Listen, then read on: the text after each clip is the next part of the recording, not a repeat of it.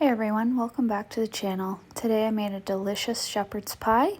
It turned out pretty great, and this is everything you're going to need in front of me.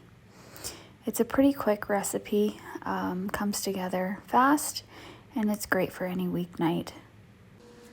Just started out with my potatoes, peeling those. I could have done a couple more. These were smaller potatoes, so really I should have maybe done about 4 more potatoes, I would think. But it still turned out good. You can use any kind of potato. I used russet. They're better for boiling, I find. And they mash up pretty good, nice and smooth.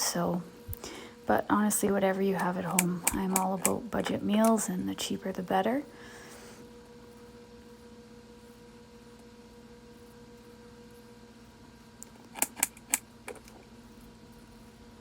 This is a really good meal for like leftovers or to take for lunches the next day or for a couple days for work. I work shift work, so it works out perfectly. It reheats really good. I've made this about 1,000 times, so it's definitely one of my favorites.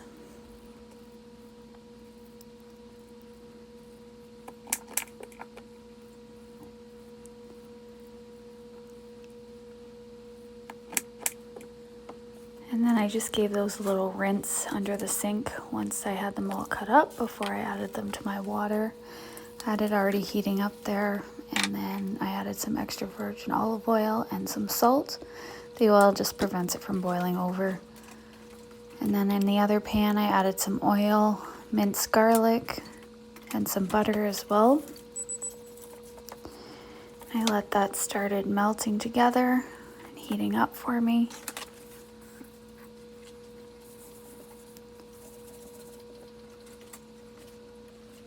And then I just went ahead and cut up my 1 onion into smaller pieces.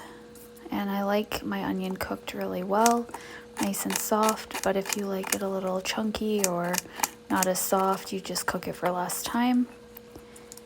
I added that to a bowl just to get it all together. And added that into my pan to start that cooking. I just kept stirring just to make sure that it didn't burn.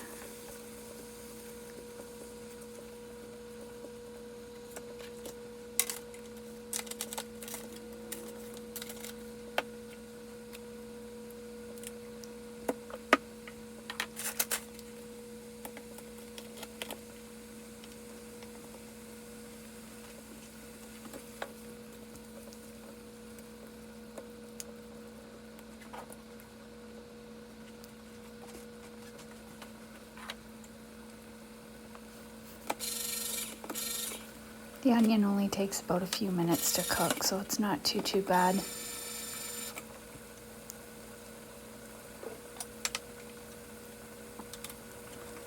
And then I was getting my meat ready, just cutting open the package. I also added in 1 can of tomato paste.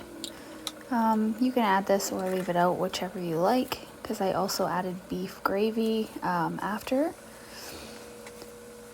So just adding my meat there, trying to chop it up, get it to cook as quickly as possible. The potatoes I had boiling for about 20-25 minutes. I just kept checking the tenderness with a fork for the potatoes. And I kept stirring my meat to make sure that cooked right through. You could add the tomato paste after the meat is cooked or before, whichever. And there I just added in a little bit of Worcestershire sauce and salt and pepper. Give it some more flavor.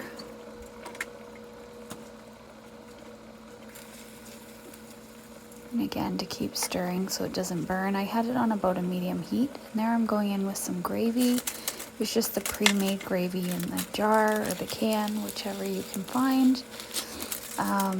Corn, I added about a cup of corn and a cup of peas. Just the frozen bag stuff. You can pretty much find that in any grocery store. Just giving that a stir to help those vegetables start to heat up and cook, and keeping the lid on. There I went ahead and drained my potatoes. You want to make sure they're drained really good. I added a knob of butter, a couple tablespoons of the sour cream, and the cream, salt and pepper, and then I added just a splash of milk to thin it out a bit. Just adding a couple tablespoons of the milk at a time because you can always add more, so just not to flood it. And I kept mashing. Take some elbow grease.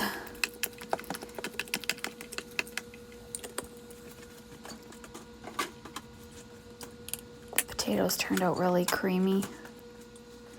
And I'm just assembling in my dish.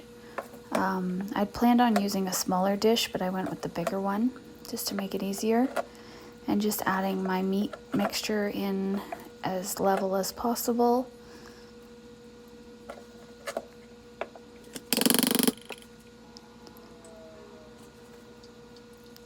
And then I just scooped my mashed potatoes on top. Like I said, I could have used a few more mashed potatoes, but I used what I had. Next time I'll probably use bigger potatoes. It still turned out really good though. My favorite is the cheese layer on top. You guys will see that next.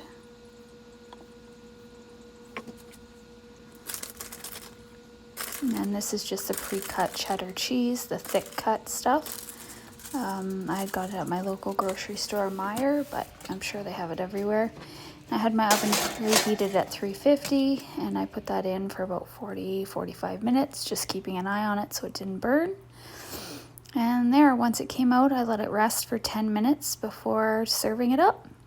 I hope you guys enjoyed this recipe, and I hope you like and subscribe to the channel for more great recipes to come. Thanks, guys.